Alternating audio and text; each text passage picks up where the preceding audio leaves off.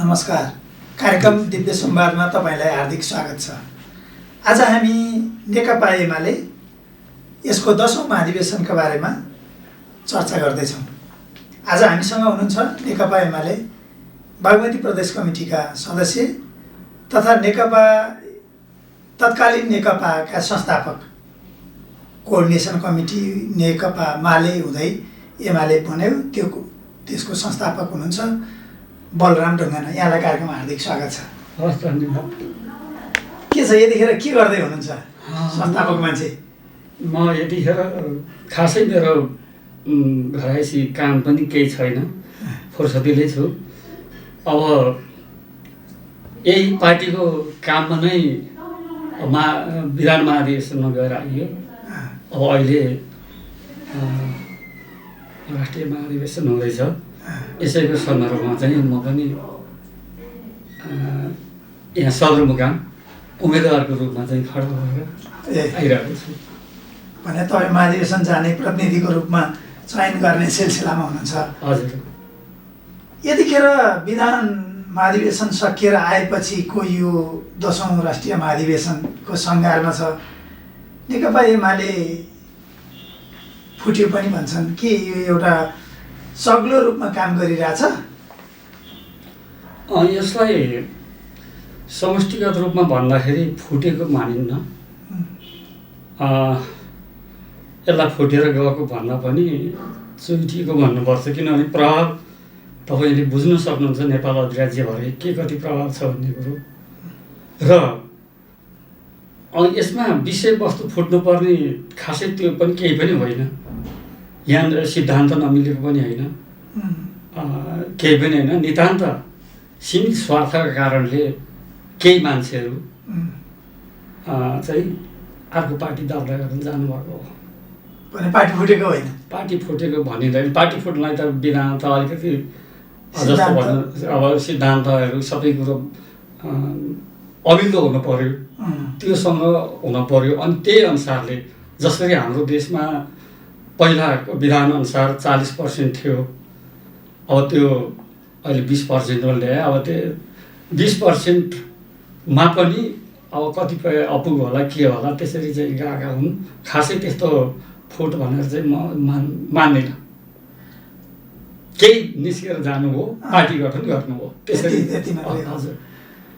प्रभाव कस्तो छ तपाईँ र तपाईँले काम गरिरहेको क्षेत्र? खास तपाईँ बागमती प्रदेश कमिटीको हुनुभयो हुनाले बागमती प्रदेशलाई हेर्दाखेरि यहाँ सरस्वती हेर्दाखेरि पहिला त केही भयो कि खतमै भयो कि भने जस्तो अवस्था पनि सरस्वती जनमानसमा त्यो खालको असर परेको थियो।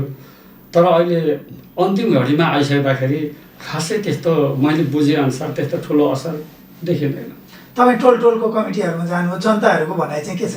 जनताहरूको भनाइ त्यही त मलाई पनि पहिला अचम्म लाग्यो। जनताहरू मौन बसेका थिए, न कता यिनीहरूलाई त उहाँहरूलाई असर पर्ने त होइन भनेर मेरो सोच त्यस्तो थियो। त्यो मेरो गलत रहेछ। जनताहरू एक ढिकामा हुनुहुँदो रहेछ, उहाँहरूको भ्यू पाइयो, हामी सूर्य दिन छोड्दैनौँ भन्ने नै अधिकांश पाएँ मैले। भने एमाले छोड्दैन? एमाले छोड्दैनौँ, यसको मतलब। तपाईँ संस्थापक मान्छे, प्राविधिक रूपमा मात्रै संस्थापक हो कि होइन मात्रै भन्ने होला, त्यो एउटा विषय होला। तर स्थापना गर्दाखेरिको एउटा नेता मान्छे, त्यतिखेरको राजनीतिक अवस्था कस्तो थियो भनिदिनु न। कति सालको कुरा हो, कसरी लाग्नुभयो तपाईँ? अब यो अलिकति कोट्याउनु पर्ने हुन्छ। 24 सालको कुरा हो। म बैरिनीको गल्छी, अहिले जुन ब्यारेकको गेटमा चाइनिज हस्पिटल थियो, त्यो रोड खन्दाखेरि चोटपटक लाग्नेलाई सामान्य प्राथमिक उपचारको लागि हस्पिटल खोलिएको थियो। र त्यहाँ चाइनिज नै डाक्टर हुनुहुन्थ्यो। मेरो बुवाले जचाउन लाग्दाखेरि कालो चिया लिएर, काम सकेपछि कालो चिया लिएर डाक्टर साहब बाहिर निस्किनुभयो। उहाँ नेपाली बुझ्नुहुन्थ्यो। अनि मैले भने, डाक्टर साहब तपाईँलाई दुध हाले मन पर्दैन? होइन, दुध मात्रै होइन, हामी चिनी पनि खान्नौँ भन्नु। किन गुलियो मन पर्दैन भन्ने जिज्ञासा राखेँ। म त्यतिखेर 15 वर्षको थिएँ। अनि उहाँले भन्नुभयो, सम्पूर्ण चिनियाहरूलाई दुध र चिनी राखेर चिया खान पुग्दैन, त्यसै भएर मैले नखा भन्नु। मलाई असाध्यै अचम्म लाग्यो। पहिलोचोटि त्यस्ता शब्द सुनेको थिएँ मैले जीवनमा। र किन र तपाईँ त डाक्टर हुनुहुन्छ, यहाँ आएर खाँदा के फरक पर्छ र भने म नेपाली कल्चरमा हुर्केको थिएँ। त्यो भने भन्दाखेरि होइन, राम्रो लाउन मिठो खाना कसलाई मन हुँदैन र एउटै राष्ट्रका मान्छे सबै समान जहान होइनन् र सबैले बराबरी खानुपर्छ, पुग्ने भएपछि मात्रै खानुपर्छ। उहाँले भनेपछि कस्तो रामराज्य जस्तो रहेछ भनेर रामायण पढेको थिएँ हाम्रो हिन्दू संस्कार अनुसार, कल्चर अनुसार। अनि उहाँले बुझ्नु भएन, अनि मैले उहाँलाई धेरै बुझाएँ गड भने के भने आफूले जानेको शब्द सबै प्रयोग गरेर उहाँलाई बुझाएँ, ए तपाईँले ईश्वर भन्नुभएको रहेछ गडको कुरा। उहाँ चाहिँ होइन, हाम्रो राज्य चाहिँ कम्युनिस्टको राज्य हो, माओ त्से-तुङले नेतृत्व गर्नुहुन्छ, कम्युनिस्ट पार्टीको नेता उहाँ हुनुहुन्छ। ओहो, कम्युनिस्ट भनेकै रामको राज्यको पाला जस्तै रहेछ, कस्तो स्वर्ग रहेछ भने उहाँ सबैले छ भने। अनि पर हेरेँ, मलाई अनर्थ लाग्यो, हाम्रो देशमा पनि त्यस्तो होला डाक्टर साहब भने हुनसक्छ। बस यही कुराको दिनभरि 2-2.5 घन्टाको बाटो, म डाँडागाउँमा जन्मे हुर्केको हो। अनि बुवालाई लिएर फर्केँ, बाटाभरि मेरो यही चिन्ताले काम गर्यो। त्यति मात्रै होइन, पछिसम्म पनि यसले काम गरिरहेको थियो। म 28 सालमा काठमाडौँ पसेँ, 29 सालमा नयाँ शिक्षा विरोधी आन्दोलन भयो। नयाँ शिक्षा विरोधी आन्दोलनमा म सहभागी भएँ, तर राजनीतिक रूपले म सचेत थिइनँ उतिखेर। स्पष्ट भन्दाखेरि सबै साथीहरू जाउँ भने लौ भने गएँ। राजदरबार अगाडिपट्टि एउटा इन्सपेक्टरले त्यो हल्ला हुल्लामा घाइते मारिएको पनि भन्थे, थाहा पाएन, त्यति भयो। अनि त्यहाँबाट 30 सालमा एसएलसी दिएपछि मैले टिचिङ पेसा सुरु गरेँ। टिचिङ पेसा सुरुवात मैले ज्याङ्गुबाट गरेँ। अहिले रिपोर्टर्स क्लबको अध्यक्ष हुनुहुन्छ, उहाँलाई क ख मैले पढाएको हो ज्याङ्गुमा, सङ्खादीमा पढाउँथेँ म उतिखेर। 31 साल वैशाख 2 गतिको नियुक्ति हो मेरो। अनि नवराज लम्साल कार्यकारी निर्देशक, हाम्रो रेडियो नेपालको कार्यकारी निर्देशक नवराज लम्साललाई पनि मैले 2-3 कक्षासम्म पढाएको हो। र त्यहाँ पढाएपछि म 32 सालको कार्तिक लास्टमा सरुवा भएर कामराङ गएँ। अहिलेको थाङ्ग्रे तत्काल भूमिस्थान, तत्काल तसर्पुको नवनरो वडा कामराङ, त्यहाँ सरुवा भएर गएँ। अनि र एउटा अलिकति छुटेको कुरो तपाईँलाई भन्नुपर्छ, हाम्रो परिवार सगुरको परिवार थियो, ठुलै परिवार थियो। अर्धसामन्ती चिन्तन भएको र अर्धसामन्ती सोच बोकेको हुनाले त्यो परिवार पनि पीडित परिवारको बाबुआमाको छोरो थिएँ म।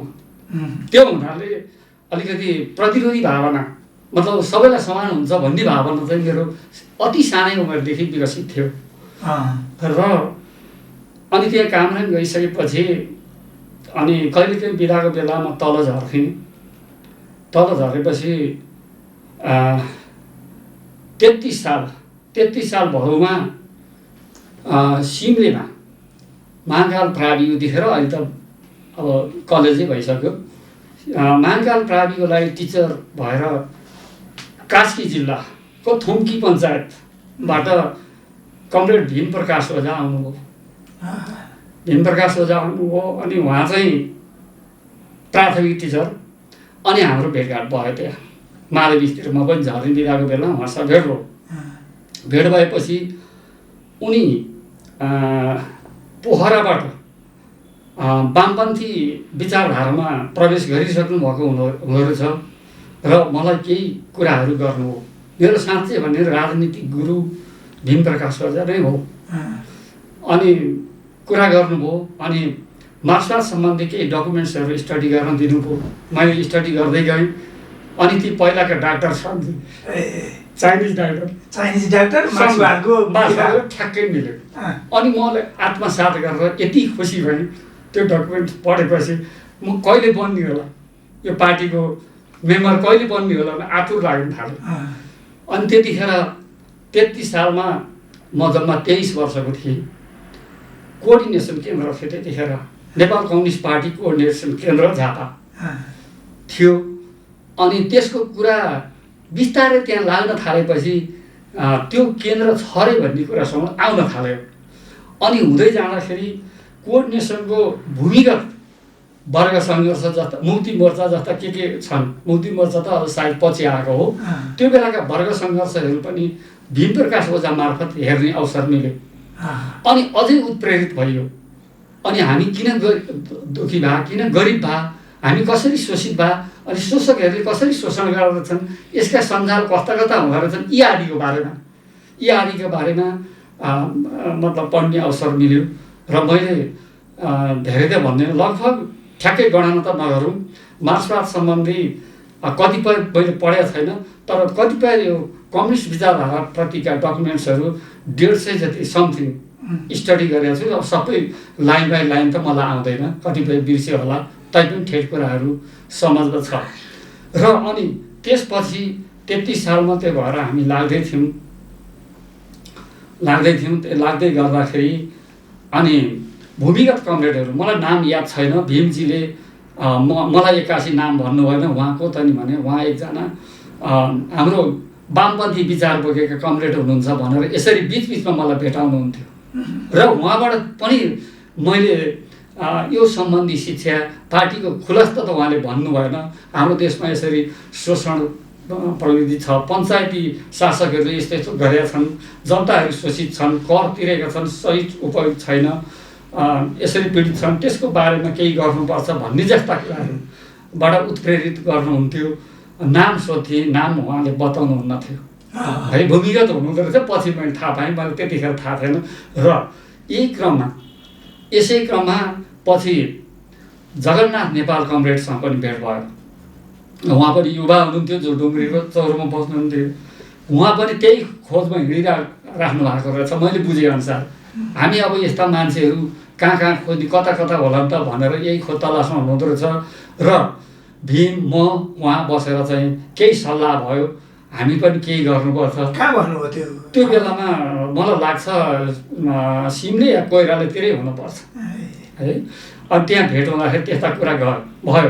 अनि त्यसपछि अहिलेका युवराज कार्की, उहाँको नाम वाईले चिनिन्थ्यो, भूमिगत नाम योगेश वाई भनेर हामीलाई सर्टकट नाम दिनुभएको थियो। हो, वाई कमरेड यहाँ प्रवेश गर्नु थाल्नुभयो। र हाम्रो माले पार्टी गठन हुनु अगाडि 35 फागुन 22 गते हुनुपर्छ, 21 कि 22 गठन भएको। त्योभन्दा पहिला नै हाम्रो पार्टी गठन गर्ने कुरा, तपाईँहरूको मापदण्ड पुरा भइसक्यो भनेर उहाँले भन्नुहुन्थ्यो। र त्यही बेला उहाँ जेल पर्नुभएछ। हाम्रो यहाँ युवराज कार्की योगेश जेल पर्नुभएछ। जेल परिसके पछाडि हाम्रो मापदण्ड पुरा भए तापनि हाम्रो सङ्गठन बनाउनलाई अलिकति पछि गयो। त्यो कारणले हाम्रो मापदण्ड त कोअर्डिनेसन केन्द्रमै गठन भइसक्थ्यो, उहाँ यदि जेल पर्नु भएको थिएन भने। र अनि हुँदै जाँदा 36 साल असारको पहिलो हप्ता, ठ्याक्कै दिन आउँदैन मलाई, 36 साल असारको पहिलो हप्तामा कमरेड भीमप्रकाश ओझाको बस्ने गर्नुभएको कोठा डेरामा तत्कालीन भूमिस्थान पञ्चायत र अहिले थाँक्रेको वडा नम्बर मलाई थाहा छैन, कोइराले भन्ने ठाउँको मोडमै रहेको यदु कुमार रेग्मीको घरमा उहाँ त्यहीँ डेरा गर्नुहुन्थ्यो। उहाँकै कोठामा कम्युनिस्ट पार्टीको झन्डा, फोटोहरूमा अन्त देखिएको थियो, नेपालमा कम्युनिस्ट पार्टीको झन्डा देखेको मैले पहिलोचोटि त्यही हो। अनि यो अगाडिको त्यति लामो समयसम्म काम गर्दा पनि, कुरा गर्दा पनि देखिएन। अनि कम्युनिस्ट पार्टीको झन्डा झिक्नुभयो, विधान झिक्नुभयो। अनि ल तपाईँहरू आज अबदेखि यो जिल्लाको नेता, यो जिल्लाको हाँक्नुपर्छ, पञ्चायती शासकहरूको विरुद्ध लड्नुपर्छ, तपाईँहरूले नेतृत्व गर्नुपर्छ, भोलि जिल्ला कब्जा गर्नुपर्छ भन्ने जस्ता कुराहरू धेरै प्रशिक्षित गर्दै अनि हामीलाई सङ्गठित गर्नुभयो। अब युवराज कार्कीले, हजुर, युवराज कार्की सङ्गठन। र उहाँले भन्नुहुन्थ्यो, यो नै तपाईँहरू धादिङको पहिलो सङ्गठन हो, यो नै तपाईँहरू यो जिल्लाको नेता हो, तपाईँहरू प्रथम नेता, प्रथम लिडर नै तपाईँहरू हो। त्यतिखेर तपाईँहरू 2-3 जना मात्रै हुनुहुन्थ्यो? 3 जना मात्रै थियौँ, 3 जना मात्रै थियौँ। अनि त्यसो भने त बलराम ढुङ्गाना, जगन्नाथ नेपाल, भीमप्रसाद ओझा। हजुर, म आउँदैछु। अनि त्यो भनिसकेपछि यो नाम त राख्न मिल्दैन भनेर उहाँले प्रस्ताव गर्नुभयो। हामीले हामीले यही आधिकारिक नाम तिनैजनाले भन्यौँ यो नाम राख्न मिल्दैन तपाईँहरूलाई, किनभने हाम्रो पार्टीलाई यो सरकारले पाएसम्म बाँकी राख्दैन। त्यसो हुनाले नाम भूमिगत हुनुपर्छ। तपाईँहरू आफै कल्पना मतलब आफै चोइस गर्नुहोस् र आफूले सम्झिने नाम राख्नुहोस्, कोड भाषा राख्नुपर्छ भनेर भन्नुभयो। भनेपछि कमरेड भीम ओझा को कोड नाम हो, भूमिगत नाम हो विमल भूमिगत नाम। अनि भीम प्रकाश ओझा सचिव रहनु भएको र हामी दुईजना, म रमेश, जगन्नाथ नेपाल जितेश, यसरी भूमिगत हामी यो नामले पार्टीभित्र परिचित थियौँ उतिखेर। र हामीले हरेक डकुमेन्ट्सहरू हरेक उयोहरूमा पठाउँदाखेरि हामी यही नामले पठाउने आदान प्रदान गरिन्थ्यो र यसरी सुरुवात भयो।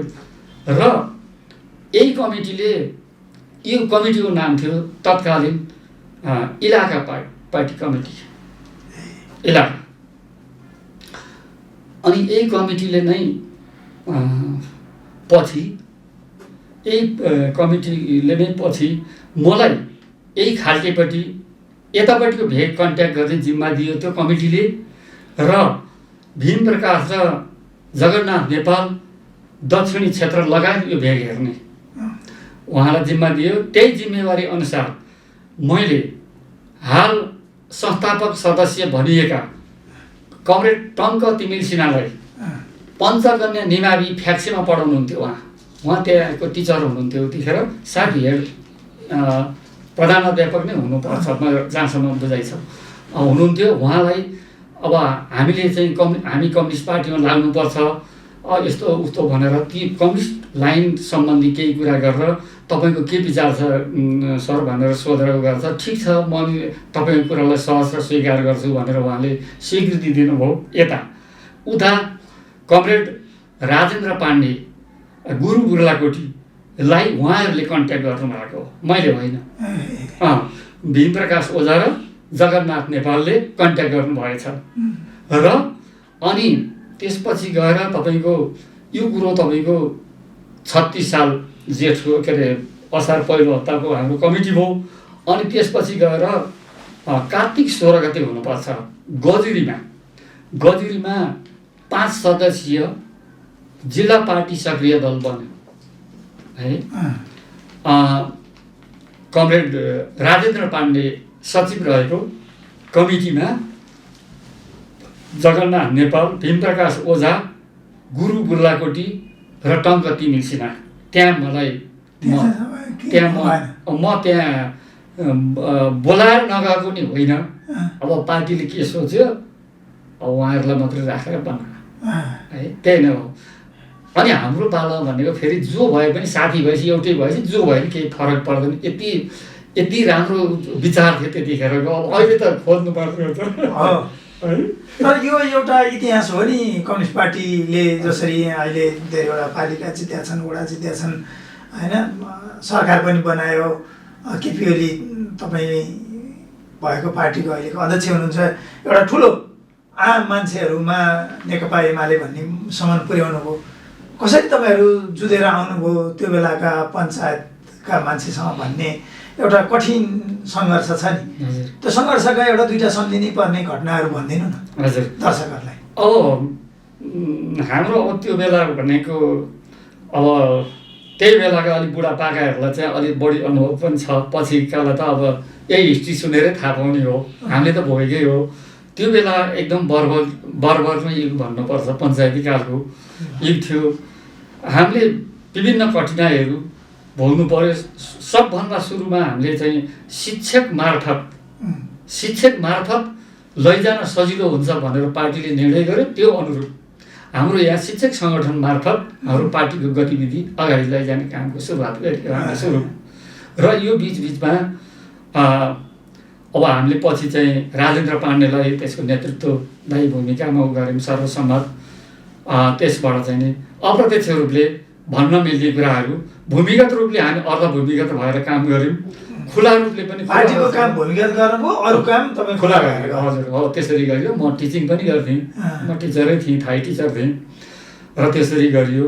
म कुनै जमानामा शिक्षक सङ्गठनको जिल्ला कार्य समितिमा पनि रहेँ 37-38 किसान सङ्घको जिल्ला कमिटीमा पनि रहियो। अनि 38 सालमा चाहिँ म तारुकामा पढाउँथेँ। नुवाकोट पऱ्यो, जिल्ला बाँडफाँडको क्रममा नुवाकोट पऱ्यो। खानी खोलाको सिमाना गरेर हाम्रो तत्कालीन एउटै पञ्चायत थियो, पछि 2टा भयो खोलाको सालले। त्यतापट्टि पढेपछि मैले खाल्टेको नेतृत्व मात्रै लिएँ, पार्टी सचिवको काम गरेँ भने उतापट्टि इलाका कमिटीको नेतृत्व गरेँ तारुकापट्टि। र बिचबिचमा सदरमुकाम एरियातिर पनि काम गरेँ। अब त्यो बिचबिचका घटनाहरू थुप्रै छन्। अब जस्तो तपाईँले जागिर पनि छोड्नुभयो, यही पार्टी कामको कारणले छोड्नु भएको? हजुर, अब यो जागिरको कुरा गर्ने हो भने अब मलाई खास गरी सरकारी पक्षबाट केही पनि आएको होइन। झुट बोल्न होइन, म झुट बोल्दिनँ पनि। र प्रायः जसो मलाई चिन्ने नेताहरू सोझो भनेर पनि भन्छन्, किनभने म त्यस्तो छक्का पन्जा अब आफू जानु र साथी जानु, आफूले लिनु र साथी लिनु उस्तै हो भन्ने सोच बोक्ने मान्छे हो।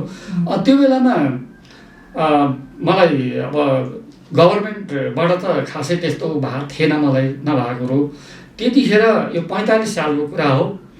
45 साल मैले कार्तिक मसान्तबाट जागिर राजीनामा गरेको। मेरो 15 वर्ष थाई भएको थियो। अरू 5 वर्ष पुरै पेन्सन हुन्थ्यो। र कतिपय मागहरू हामीले शिक्षक आन्दोलनमा सुविधाजनक कामहरू पनि गऱ्यौँ। शिक्षकहरूको सुविधाका लागि लड्यौँ, लियौँ। र त्यो बेलामा म तारुकामा काम गर्थेँ। विशेष त नारायण प्रसाद खतिवडा जुन अहिले नुवाकोटका सांसद हुनुहुन्छ, नारायण प्रसाद खतिवडा हामीभन्दा अलिकति पछाडि लाग्नु भएको हल्का। अनि नारायण खतिवडा अहिले गोकर्ण विष्ट रिलेटिभको नाताले गोकर्ण विष्टको कमरेडको जेठान काठमाडौँ तेउडोमा बस्नुहुन्थ्यो र तारुका श्रीकृष्ण तत्काल श्रीकृष्ण निमाविमा पढाउनुहुन्थ्यो। उहाँ सुदर्शन श्रेष्ठ, हामी 3 जनाको इलाका कमिटी थियो। त्यतिखेरको सङ्गठक गोपाल साक्य आउनु भएको थियो नुवाकोट हेर्नलाई। गोपाल साक्यको उपस्थितिमा ललित बहादुर जो अहिले बितिसक्नुभयो, उहाँ लास्टमा हाम्रै पार्टीमा आएर बित्नुभयो। ललित बहादुर हुमेगाईको घरमा, तारुकाको ललित बहादुर हुमेगाईको घरमा बसेर कमिटी पनि बनाइएको थियो। र मैले जागिर छोड्नुपर्ने यहाँका धादिङका साथीहरूको सुझाव अनुसार र त्यही पार्टीको निर्णय अनुसार मैले जागिर छोडेको। पार्टीले निर्णय गर्दै जागिर छोड्दैन भने तपाईँले जागिर छोड्नुहोस् भन्ने सल्लाह दिए। अब सल्लाह मैले के थियो, हामी कसरी लागेको थियौँ भने भोलि पार्टीले मर जा भने पनि तयार हुने, त्यस्तो के भन्ने त्यस्तो मतलब आत्मैदेखि लाग्थ्यो कि त्यस्तो लाग्थ्यो। भनेपछि नाइ नास्ति गर्दैन, हामी त्यसरी स्कुलिङमा राखेको। स्कुलिङ नै त्यस्तो थियो हाम्रो र आनन्द पनि लाग्थ्यो। जागिर छोड्नु भनेपछि त यो त एउटा अहिले त्यो बेलाका पार्टीमा त्यसरी लाग्ने मान्छे, अहिले महाधिवेशनको यो एउटा माहौल छ नि त नि। यहाँनिर आइपुग्दा अहिले भर्खरकै मान्छेहरूलाई हेर्दाखेरि दिनदिनै पार्टी परिवर्तन गरिरहने मान्छे हेर्दाखेरि त्यसलाई यो त्यो बेलाको कम्युनिस्ट पार्टीको सदस्य र अहिलेको मान्छेलाई हेर्दाखेरि कस्तो तुलना गर्न सक्नुहुन्छ? केही अब यसलाई यसरी जानुपर्छ। हामी पूर्ण रूपले पहिला त अलि अनौठै लाग्यो मलाई पनि। तर के हुने रहेछ भने एउटा जडसूत्रवाद भन्ने हामीले एउटा थ्योरी पढ्थ्यौँ। जडसूत्र जस्ताको तस्तै, अब जस्ताको तस्तै हामीले हिजो जे थियौँ, जे गरेका थियौँ त्यसै गरी चल्नुपर्छ भन्ने मान्यता केही समय ममा पनि थियो होला, अब पनि थियो अवश्य, त्यो अवश्यको रूपमा रह्यो होला। तर समयको विकास क्रमसँगै सबै कुरा पुरानो मात्रै मिल्छ भन्ने होइन, हुँदो रहन्छ। हरेक यसलाई त विज्ञानले पनि पुष्टि गरेकै छ। हरेक वस्तुको प्रगति सँगसँगै मतलब त्यसले बेग्लै फड्को मार्दै जान्छ। अनि त्यो परिस्थिति अनुसार चल्नुपर्ने जरुरत हुन्छ। त्यसले अर्को नयाँ परिस्थिति पनि जन्माउन सक्छ र त्यो बेलाको परिस्थिति अनुसार चल्न जानेन भने समय सापेक्ष हुँदैन।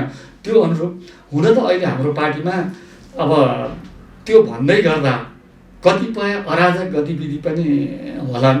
अब यसलाई कसरी हामीले लिनुपर्छ भने यो एउटा भेल हो, यो एउटा महासागर हो। महासागरमा विभिन्न खालका खरे खोल्साहरू आएका हुन्छन्। होइन, त्यहाँ सफा खोल्सा पनि हुन्छन्, फोहोर खोल्सा पनि आएका हुन सक्छन्, बस्तीबाट आएको फोहोर खोल्सा हुनसक्छ होइन, अब वन जङ्गलबाट आएका सफा खोल्सा पनि मिसिएका हुन सक्छन्। तर के हुन्छ भने महासागरमा आएपछि धोइन्छन्, पखालिन्छन् भन्ने हाम्रो मान्यता हो। त्यस उसले अहिलेको सन्दर्भमा हामी त्यही विचारमा लागिरहेको थियौँ। जस्तो तपाईँलाई अलिकति कुरा फेरि ब्याकपट्टि जानुपर्ने हुन्छ मेरो। म तत्कालीन बहुदलीय जनवादको विपक्षमा थिएँ। जुन कमरेड मदन भण्डारीले ल्याउनु भएको बहुदलीय जनवादको विपक्षमा थिएँ, किनभने मैले अन्तर्राष्ट्रिय जगत स्टडी गरेको थिएँ राम्रैसँग। पेरेस्ट्रोइका र ग्लासनोस्ट रसियामा असफल, सोभियत सङ्घमा असफल भएको कुरा मैले राम्ररी नजिकबाट निहालेको थिएँ। त्यहीसँग मिल्दोजुल्दो हुनाले मैले बहुदलीय जनवादले कति नेपालमा पनि त्यही एउटा संशोधनवादको भाष त होइन भन्ने मलाई त्यस्तो खालको लाग्यो।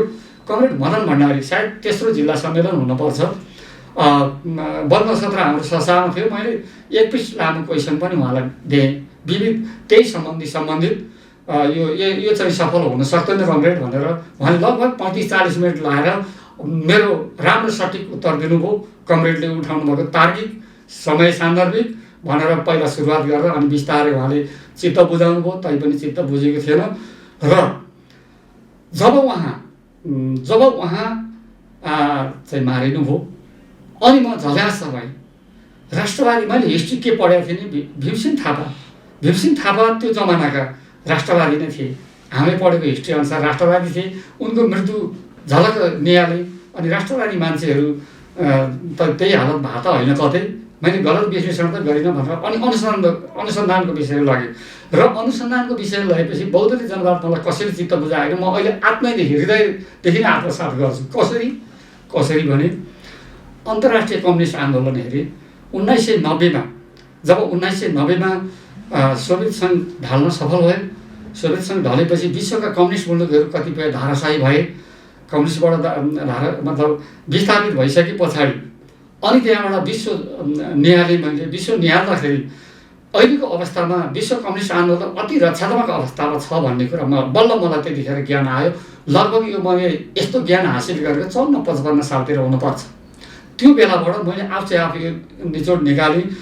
अहिले हामी त्यो पुरानै लाइनले गयौँ भने त हामीलाई समाप्त हुन सक्छौँ। त्यसो हुनाले अहिलेको सन्दर्भमा र मदन भण्डारीले के भन्नुभएको थियो भने कमरेडले उठाउनु भएको कुरा सही हो। एउटा ठुलो महासागरको भेलमा एउटा पैताला मात्रै अडिने चाहिने, पैताला मात्रै अडिएर जिउ ब्यालेन्स बनाएर थामेर चाहिँ पार लाग्ने र अलिकति शरीर दायाँ बायाँ हुने बित्तिकै त्यो भेल सँगसँगै जान्छ भन्ने एउटा चाहिँ उक्ति दिनुभएको थियो। र त्यसरी नै बुझेर मैले पनि यदि बहुदलीय जनवाद यहाँ थिएन भने हाम्रो यो फैलावट हुन अलि असम्भव हुन सक्थ्यो र हामी पनि आवधिक निर्वाचनमा जाने होइन, बहुमतको सरकार अल्पमत प्रतिपक्ष यस्तालाई मान्ने भन्ने कुरालाई मैले आत्मसात गरेँ। त्यो बेलादेखि मलाई कसैले बुझाएको होइन। बहुदलीय जनवाद विश्व कम्युनिस्ट आन्दोलनको अवस्था हेरेर म आफै नै बुझेँ। भनेपछि तपाईँ त्यसपछि तपाईँ त्यो लाइनमा तपाईँ पनि हुनुभयो भएँ। र अनि बिचमा अलिकति कुरो, अनि यो बिचमा पार्टी फुटको अवस्था जुन छ, मैले मेरो जीवनमा पार्टी लगभग 4.5 दशक भयो म यो पार्टीमा लागेको। त्यो अवधिमा 40 साल पनि बेहोर्यो। 40 सालमा सामान्य नारा तर नेताहरूकै भित्रको मनमुटाव हुन, अब राजनीतिक स्वतन्त्रता र पार्टी स्वतन्त्रता बाहिर आउटमा चाहिँ त्यसरी आएको थियो। पार्टी फुट्के अवस्थामा गइसकेको अवस्था थियो, तैँले बाल जोगिएर रहेको हो। त्यसपछि 54 सालमा महाकाली सन्धिको नाममा महाकाली सन्धिको उसमा चाहिँ नि पार्टी फुटको अवस्थामा गयो। अब पार्टी फुट कसरी भयो भन्ने कुरा सबैलाई जग जाहेर हुनाले म त्यो कोट्याइरहन त्यति ठान्दिनँ सान्दर्भिक अहिले है। त्यो भयो। त्यो फुटको अवस्थामा पनि म यताउति लागिनँ, विचलित भइनँ। म जहिले पनि पार्टी संस्थापन पक्षमै लागिरहेँ। पार्टी बहुमतको, किनभने हामी त्यसैबाट स्कुलिङ थियो, हामीलाई बहुमतको निर्णय मान्नुपर्छ, अल्पमतले बहुमतको निर्णय मान्नुपर्छ भन्ने मान्यता त्यसबाट स्कुलिङ पाएको हुनाले म त्यसलाई नै आत्मसात गर्दै हुनसक्छ मलाई पनि कतिपय कुरा चित्त बुझे हुँदो हो या नबुझे हो, त्यसलाई चाहिँ त्यत्तिकै राखेर मैले पार्टीको बहुमतको निर्णयलाई स्वीकार गर्दै आएको हो। र त्यो बेला कुनै दुःखद घटना घट्यो, फुट्न हुँदैन थियो, पार्टी फुट्यो। त्यो बेलामा त अझ तपाईँको भन्ने हो भने 45 मलाई लाग्छ 45% हुनुपर्छ संसदीय दलमा वामदेवजीले लानुभएको होइन। पार्टी सेन्ट्रल कमिटीबाट पनि 40% पुर्याएरै लानुभएको थियो। तर मलाई चाहिँ व्यक्तिगत रूपमा होइन ठुलै असर पर्थ्यो जस्तो लाग्यो पहिला तर लास्टमा पछि हुँदै गएपछि आत्मविश्वास जसरी अहिले मलाई पनि होइन केही गर्छ नि के हो त भने जस्तो पहिला चाहिँ ओहो भने जस्तो पनि लाग्यो। यता कता पहिला सुरुमा पार्टी फुट्दै होइन नफुट्दै र माधव नेपालको हकमा चाहिँ मेरो विश्लेषण के थियो भने 90% उहाँ फर्किनुहुन्न भन्ने मेरो सोचाइ थियो। अब यो कुरा कसरी पत्ता लगाउनु हो तपाईँले भन्नुहुन्छ भने यसको व्याख्या लामो छ। मैले धेरै अगाडिदेखि केही बढ्दै आएको छु। भन्नै पर्ने केही दुईवटा कुरा चाहिँ भनिदिनु न, किन फर्किनुहुन्न उहाँ? अब तपाईँलाई अब धेरै कुरा किन गरिरहनु, अब हाम्रो पार्टीको नेतै हुनुहुन्थ्यो, हामीले अहिलेसम्म मानिरहेकै हो। अब अहिले धेरै कुरा म भन्दिनँ, तपाईँलाई भन्नै पर्ने कुरो विश्व कम्युनिस्ट आन्दोलन यो दुनियाँले थाहा पाएको कुरा विश्वमै अति रक्षात्मक अवस्थामा अहिलेको परिस्थिति पनि हो। त्यो अवस्थामा नेपाल जस्तो एसियाको नेपाल जस्तो एउटा सानो मुलुकमा झन्डै दुई तिहाई बहुमत आउँदाखेरि देशी विदेशी प्रतिक्रियावादीहरूलाई पक्कै पनि राम्रो त थिएन। र किन राम्रो भएन भने नेपालमा मात्रै आएर त हुन्थ्यो, तर यसको यसले ऊर्जाको काम विश्वका संसारका मुलुकहरूमा कम्युनिस्टहरूमा ऊर्जाको काम पुर्याउने भयो। उसले गर्दाखेरि नेपालमा कम्युनिस्ट पार्टी सिङ्गो रहेसम्म त्यो ऊर्जाको काम हुने भयो। अब यहाँ कुनै पनि माध्यमबाट अब यो पार्टीलाई अलिकति केही भएन, फुटाइएन, गरिएन भने मतलब यसले चाहिँ नराम्रो असर पार्छ भन्ने लाग्यो होला। त्यसका पात्र को भए के भए र उहाँलाई चाहिँ मैले आउनुहुन्न कि भने चाहिँ मैले तपाईँको अलिकति ब्याग मलाई तिथिमिति बरु तपाईँलाई थाहा होला, शेरबहादुर देउवाले संसद विघटन गर्नुभयो जुन मितिमा, मलाई अहिले ठ्याक्कै तिथि आउँदैन हो। त्यो विघटन गर्दाखेरि गिरिजा कोइराला आन्दोलन सडकमै थिए। सडक छोडेर आदि प्रतिगमन सचियो भनेर उहाँ फर्किनुभयो, सचिएको थिएन, यथार्थमा सचिएको थिएन र फर्केर आउनुभयो। अनि त्यसपछि तत्काल लगत्तै उहाँले चाहिँ के अरे बल्खु दरबारमा बागमती अञ्चल स्तरीय कार्यकर्ता भेला हो, त्यहाँ म पनि सहभागी थिएँ। त्यो कुरा मलाई पटक्कै चित्त बुझेको थिएन, सहीका सही नै चित्त बुझेको थिएन। मैले 1 पृष्ठ लामो क्वेसन लेखेर दिएँ। अब यहाँ देशमा चुनाव हुँदैन, हाम्रो पार्टीले गल्ती गर्यो, यो काम सच्याओस्, यो कुरो सच्याओस्। गिरिजा रोडमै झन् ठिकै छ उनीहरूले गरेको। देशमा चुनाव हुँदैन किनभने माओवादीहरूले जङ्गलबाट आन्दोलन मचाउँछन् अनि शून्यमा राख्ने अवस्था भएन, संसद विघटन भएको अवस्था छ। त्यसो हुनाले सरकार हजुरले चलाइबक्सियोस् भनेर दिनुपर्ने हुन्छ, राजाको हातमा जान्छ। अन्ततः 1-2 दिन फरक पर्ने छैन भनेर उहाँलाई मैले त्यो लामो क्वेसन राखेँ। उहाँले एक कुरो फलाग्नुभयो। उहाँसँग दोहोरो कुरा गर्न पाएको भए मसँग पनि तर्क थिए। म एउटा सामान्य कार्यकर्ता थिएँ, उहाँ महासचिव हुनुहुन्थ्यो। त्यसो हुनाले उहाँले एक कुरो भन्नुभयो, तर चित्तबुद्ध उत्तर थिएन। अनि उसले गर्दाखेरि अनि अब सत्ता भनेपछि अलिकति लोभिया हो कि भन्ने पनि भयो। अब यी आदि कारणले यो परिवेश उहाँलाई थाहा छ। अनि उहाँ आउनुहुन्न भनेको अर्थ त अझ निचोड त भन्ने हो भने यो परिस्थिति थाहा छैन। म एउटा सामान्य अहिलेसम्म भन्दाखेरि म पार्टी स्थापना कालदेखि लागेको मान्छे, महाधिवेशन प्रतिनिधि अहिलेसम्म भएको छैन पार्टी जीवनमा। अहिले लास्टचोटि म यहाँ साथीहरूलाई, यहाँ अगुवा साथीहरूलाई म रिक्वेस्ट गरिरहेको छु, अहिले मलाई नरोकिदिनुहोस् भनिरहेको छु। आज नि हाम्रो छलफल छ भइरहेको छ, म एकछिन यता हो। र उहाँले चाहिँ यो विश्व परिस्थिति मैले त यदि बुझेको छु भने बुझेकै हुनु पर्थ्यो। यति बुझिकन पनि यो अवस्थामा लान हुन्न थियो मेरो बुझाइमा। जब यो अवस्थामा अघि बढेपछि अनि मलाई सँगै भएर फर्किनुहुन्न, किनभने यो काम थालिसक्नु फर्किनुहुन्न भने त्यो हामीलाई भयो।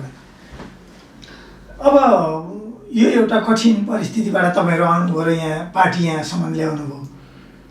त्यो पार्टीले गरेका कामको कुरा अघि नै तपाईँ कसरी यहाँसम्म आइपुग्नु भयो भन्दा फेरि मेरो दिमागमा अर्को के कुरा घुमिरहेछ भने त्यही चिनिया डाक्टरले भनेको जस्तो जसरी उसले भनेको थियो तपाईँलाई एकदम भित्रैदेखि हो त्यस्तो हाम्रो देशमा हुन्छ कि जस्तो लागेको थियो। हाम्रो देशमा नि कम्युनिस्ट पार्टीहरूले वा थुप्रैले त्यसपछि थुप्रै सरकारहरू बनाए। तपाईँहरूले धेरैवटा आन्दोलन गरेर यहाँसम्म आइपुग्नुभयो, तपाईँ चाकरी छोड्नुभयो, एउटा सङ्घर्ष गर्दै परिवार पालिरहनु भएको छ। सबैले खान पुगेपछि खाने भन्ने खालको अवस्था अहिलेको हाम्रा नेताहरूमा छैन। यो लोप भएर गएको छ। यो स्पष्ट भन्नुपर्छ, म स्पष्ट वक्ता है। मैले ढाँट छल अहिलेसम्म गरेको छैन र अब आएर अब 70 को दशकमा टेकिसक्नु है, त्यसो हुनाले म ढाँट कुरा गर्दिनँ। तपाईँहरूलाई म सिधा कुरा गर्छु कि अहिले मैले यो कुरो अस्ति विधान महाधिवेशनमा पनि 3 मिनट समय पाएको थिएँ, त्यहाँ पनि उठाओ केही कुराहरू सुधार गर्ने भनेर केही सहमतका कुराहरू पनि भएका छन्। र यो सादा जीवन उच्च विचार त्यही अन्तर्गत पर्छ। सादा जीवन उच्च विचार, सबैलाई समानता हुनुपर्ने, क्षमता र चाहिँ दक्षताका आधारमा अवसरहरू दिनुपर्ने, कुनै नजिक र टाढा हेरिन नहुने जस्ता कुराहरू मैले उठाएको हो मैले बोल्ने क्रममा। अब तपाईँलाई अब अलिकति श्रोताहरूलाई पनि कतिपय कुरा जानकारी छैन। म 2-3टा पोइन्ट राष्ट्रिय मुद्दाको बारेमा म पोइन्टेड जान्छु है। तपाईँको 52 सालमा गङ्गा तुलाधर पार्टी सचिव हुनुहुन्थ्यो। हाम्रो खाल्टेको डाँडामा प्रशिक्षण कार्यक्रम राखिएको थियो 53 सालमा। 52 सालबाट माओवादी जङ्गलमा गएका थिए। अनि अब दिउँसभरि प्रशिक्षण भयो, माओवादीहरूले केही पनि गर्न सक्दैन यी आदि कुराहरू उहाँले भन्नुभयो। बेलुका गोविन्द रिजालका बास बस्यौँ हामी 2 भाइ। गङ्गा पनि आउनुभयो, उहाँका फ्यामिली परिवारहरू भातभान्सातिर लाग्नुभयो, हामी 2 भाइ बाहिर। अनि मैले गङ्गा तुलाधरसँग सोधेँ, तपाईँले माओवादी द्वन्द्वलाई कसरी हेर्नु भएको छ कमरेड? दिउँसोको भनाइ र बेलुकाको भनाइमा त फरक हुन्छ नि त होइन? यथार्थ बेलुका हुन्छ, दिउँसो त अब कार्यकर्ता उत्साह दिँदाखेरि भन्नु पऱ्यो। त्यहाँ त म मात्रै थिएँ, म जस्तो कुरा पनि पचाउने मान्छे हो। अन्त मैले दिउँसो जे भने त्यही हो, दिस इज रङ, तपाईँले गलत सोच्नुभयो गङ्गा सर भने। तपाईँ तिथिमिति लेखेर राख्नुहोस्, आधिकारिक मान्छे पनि हुनुहुन्छ, सायद मलाई उनीहरूले यो कुरा थाहा पायो भने के गर्लान्, कारवाही गर्लान्। म ठ्याक्कै तिथिमिति चाहिँ तोक्दिनँ, तपाईँ लेखेर राख्नुहोस्। अति छिटो माओवादी देशमा केही गरेर छाड्छन्, हेर्दै जानु होला। र त्यति मात्रै भनिनँ, अब एसएलआर लडाकुको हातमा हुनेछन्, ब्यारेकमा पुलिस मारिनेछन्, सेना तपाईँहरूको हातमा छैन, दलको हातमा सेना छैन, सेना राजाको हातमा छन्, राजा मिलेका छन्, दरबारले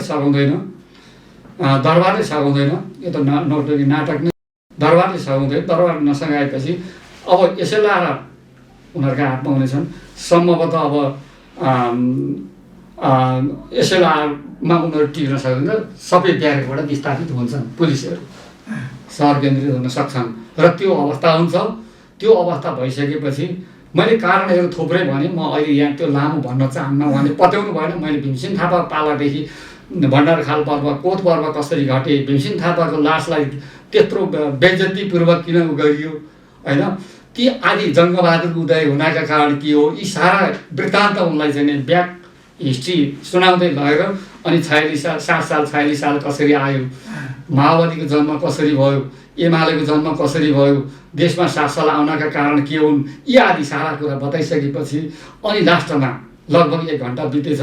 अनि त्यस्तो होला र कमरेड भनेर होला र भन्नेसम्म उहाँ पुग्नुभयो अन्तिममा। अनि हामी भातभान्सालाई सिद्धियो जे भन्ने थिएँ। आखिर उहाँले अब कति शब्दै भन्नुहुन्छ गोविन्द रिजालको, मैले त्यसै भनेको हुँ त्यतिखेर। र अर्को एउटा राष्ट्रिय घटना, 64 सालको चुनाव आउन 7 दिन बाँकी थियो। हाम्रो गाउँको रामप्रसाद खतिवडा भन्ने बैरिनीको बोर्डमा कपडा सिलाएर बस्छ, त्यही घर मेरो गाउँको पनि छिमेकी, उहाँको पनि छिमेकी। र उनीले बोलाए, उनी काङ्ग्रेस हुन्, म एमालेको। बोलाए, म बेलुका सानो पसल गर्थेँ, म विस्थापित पनि थिएँ त्यतिखेर, पसल गर्थेँ। अनि गएँ, आउनु दाई भने, तपाईँ म जन्मिनुभन्दा पहिलेदेखि लङ टाइम राजनीति गर्नु हो दाई, माओवादीले कति सिट ल्याउला यसपालि, 15-20 सर र यसरी भने थिएँ भाइले। म हाँसेँ। अब हाँसेपछि उनको दिमागमा यसले धेरै सिट बढाएर भन्यो भन्ने परेछ र मैले बोल्दै नभइकन 10-12 त भनेर क्वेसन गरेँ। अनि मैले उनलाई भने कति सिट पर्दछ राम भनेर, रामप्रसाद उनको नाम, बुढा थाहा नपाएको 240 नि भने त्यसै गरी भने उनको भाषामा भने मैले अनि 240 होइन त हो असाध्य कम्ती लिए 117 असाध्य बढीलाई 123 अति सम्भावनाका कुरा गर्छौ भने 19 20 21 यही हाराहारी ल्याउँछ भनेपछि त्यो मान्छेले नमजा छ तपाईँले यही भन्न बोलायो भनेर झम्टे मलाई झम्टे मैले धेरै कुराहरू भने धेरै तर्कहरू दिएँ उसलाई कति गुण लाग्यो गुणले मात्र भोट आउँदैन तिमी केटकेटी छौरामा भने उसलाई धेरै कुरा भने तैपनि पत्याएन 4-5वटा उदाहरण दिएँ यो कारणले भोट आउँछ भनेर पत्याएन नपत्याएपछि अनि उसलाई एउटा क्वेसन गरेँ डुम्री चौरो माओवादी कतिजना छन् भनेर सोधेँ एउटा पनि छैनन् भने अनि एउटा पनि नभएको ठाउँमा हाम्रो गाविस अध्यक्ष केदार खतेवडा जगन्नाथ लगायतको दिउँसै चाहिँ काली खोला हुन्छ कि उठोपट्टि खोला खोला किन आम्फाल्दै जानु पर्यो त बुढा साउदी खोरबाट आएपछि अनि के पनि भनेर उसले उत्तर दियो यति कुरा त्यसलाई थाहा थियो नि त हेर भने तैपनि उसले पत्याएन अनि उसलाई लास्टमा के भन्यो भने 10 बजेछ बेलुकाको अब तिमीसँग डिस्कस म गर्दिनँ मेरो घरमा भात पनि सेलायो जान्छु 7 दिनपछि चुनाव हुन्छ 15 दिनपछि यसको रिजल्ट आउँछ अब टाउको नदुखाऊ तिमीसँग म डिस्कस गर्नु तिमीले कुरा बुझेनौ भने जोरका उठेर हिँड्यो त्यही मान्छेले चुनाव भयो अनि अर्को कुरा के भनेको थियो भने बुथमा लात्ताले हान्दैनन् फेरि यो कुरा पनि याद राख बुथमा सुरक्षा असाध्यै राम्रो चुनाव हुन्छ क्याप्चर पहिल्यै भएको हुन्छ मान्छेका दिमागहरू कहाँ कुन स्रोत जुन कुरा तिमीलाई मैले भने पहिल्यै भनिसकेँ अनि त्यो हुन्छ भनेको थिएँ अनि तपाईँको त्यही 15-20 सिट बाँकी भएपछि बोलायो अनि म गइनँ तै त सिद्धिनु लाग्यो मैले त के अरे यो भाइले यही भन्न बोलायो त हो नि भनेर गइनँ अनि पछि तपाईँले ठ्याक्कै पार्नु अचम्म भयो भने होइन त्यो त परिस्थितिको विश्लेषण गरेर भने मैले त्यति अझ भनेको थिइनँ नि त 120 आयो त बुढा हेर्नुहोस् त अचम्मै गर्नुभयो तपाईँले ठोकेरै भन्नु आयो भनेर भन्यो मैले तिमीलाई कारण त भनेको थिएँ नि मैले हच्चो नै थिएन तिमीले बुझेनौ भनेर 5-6वटा कारण भनेको थिएँ तिमीले पत्याएन मैले जे तर्क दिएको थिएँ त्यही तर्क अनुसार आएको भोट हो भनेर यसरी यो एउटा त्यतिखेरको राजनीतिक विश्लेषणहरू तपाईँ गर्नुहुन्थ्यो जसले चाहिँ हाम्रो राजनीतिमा कस्तो हुन्छ भने तर हाम्रा नेताहरू हाम्रा कार्यकर्ताहरू हामीले जसलाई भन्दै थियौँ उनीहरू पत्याउँदै थिए म किनभने त्यो एउटा कारण के पनि छ भने अब तपाईँहरूलाई भन्नै पर्छ अब यी मान्छे अब त्यस्तो होला भयो कि अथवा अब के कुनै उसमा छैन भनेर अब के सुन्नु भनेर पनि पऱ्यो कि अब त्यो चाहिँ मेरो अड्कल हो है त्यो परेन कुन रूपले लिए अब त्यति गरेनन् वास्तविक यो प्रमाण दिएको छु तपाईँहरूलाई यो टेलिभिजन मार्फत मैले त्यतिखेर त्यसै अब अहिले पार्टी तपाईँले अघि नै सुरुमा भन्नुभयो पार्टी फुटेकै छैन अहिले नेकपा एमाले महाधिवेशन गर्दैछ चुनाव नजिकै आउँदैछ एमाले जित्छ मतलब के अरे यो चुनावमा जित्छ स्थानीय संसदका चुनावहरू अब त 1 वर्षपछि हुँदै हजुर अब यसलाई कसरी हेर्नुपर्ने हुन्छ भने अब बुझेका जनताहरूले एमालेलाई भोट हाल्छन् मलाई विश्वास छ के कारणले हाल्छ हाल्न पर्ने कारणहरू होला हाम्रो कमरेड अध्यक्षको केही खुद्रा मसिना त अब के अरे त्यतिखेरका युधिष्ठिरको पनि हल्का कमजोरी थियो अरे है त्यो नगर्ने मात्राको लागि हामी त्यति गर्दैनौँ होला कमजोरी त होला अब तैपनि राष्ट्रको लागि म चुनौतीका साथ भन्छु यो टेलिभिजन मार्फत राष्ट्रिय मुद्दाकै बारेमा भन्ने हो भने नेपालको इतिहासमा हाम्रो देशमा नाकाबन्दी हुँदा यदि सबैलाई थाहा भएको कुरा जाहेर छ नाकाबन्दी भएको अवस्थामा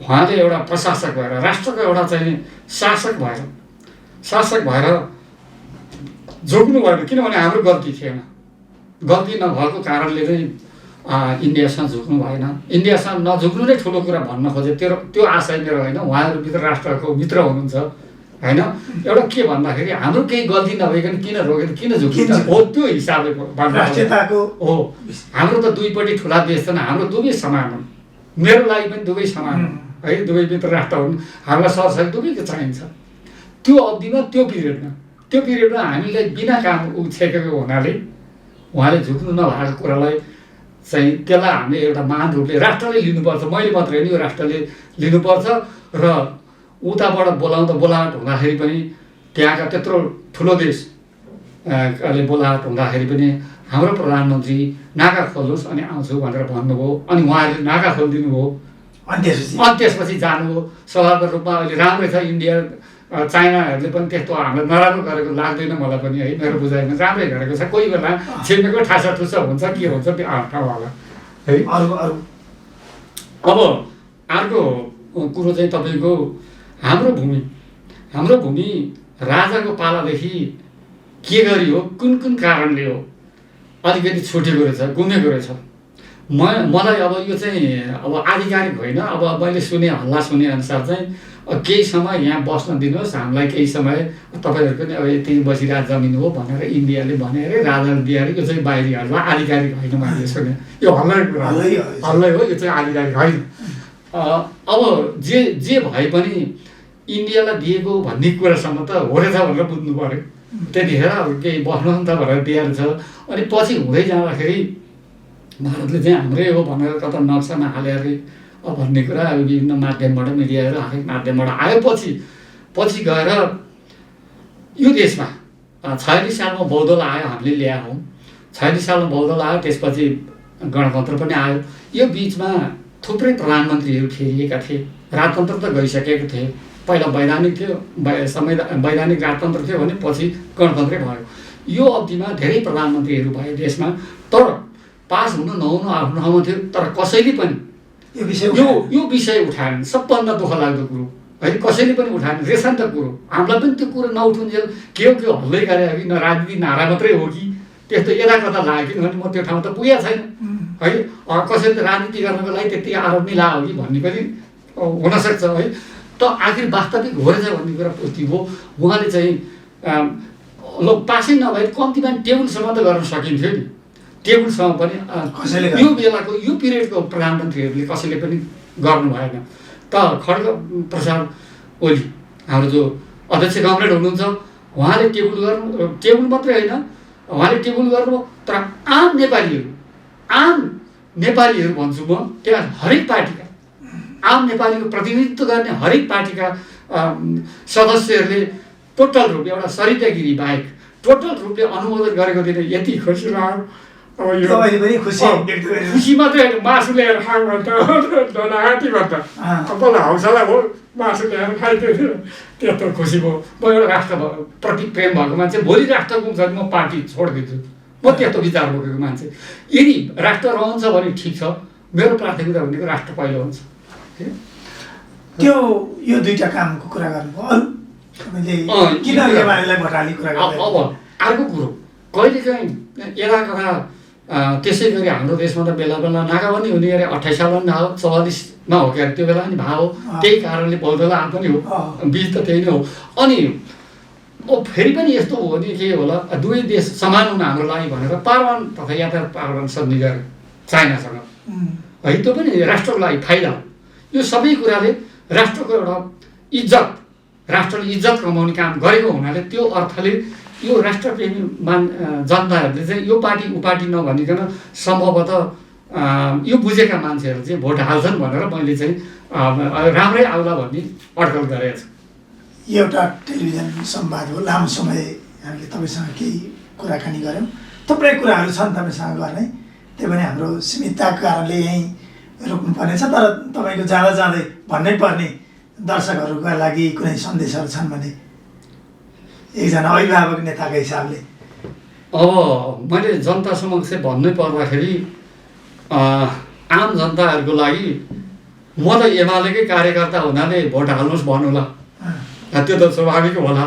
तैपनि अब नजिकिँदो चुनाव आउँदैछ हाम्रो देशमा, यस्तै कुरालाई मनन गर्दै तपाईँहरूलाई म यतिसम्म भन्छु, यस्ता राष्ट्रवादी कसैले काम गर्छ भने म त्योहरूले चाहिँ म पनि भोट हाल्न सक्छु। त्यसो हुनाले ती कुराहरूलाई चिर्दै राष्ट्रवादी शक्ति जो कोही भए पनि आदर गरिदिनु होला। जस्तो मैले काङ्ग्रेसहरू धेरै प्रशंसा गरेँ, यहाँ के साथीहरूले त्यो कमेन्टमा गर्नु भएकोलाई मैले खण्डन गरेको छु। काङ्ग्रेसको पछि धन्यवाद, तपाईँले पार्टीमा जस्तो वीरेन्द्र रिजाल समथिङ ककलले समर्थन गरेको कुरा आवाज आउँदा तपाईँले पार्टीमा पनि यो कुरा लैजानु होला, धन्यवाद, राष्ट्रको लागि बोल्नुभयो भनेर प्रशंसा गरेको छु।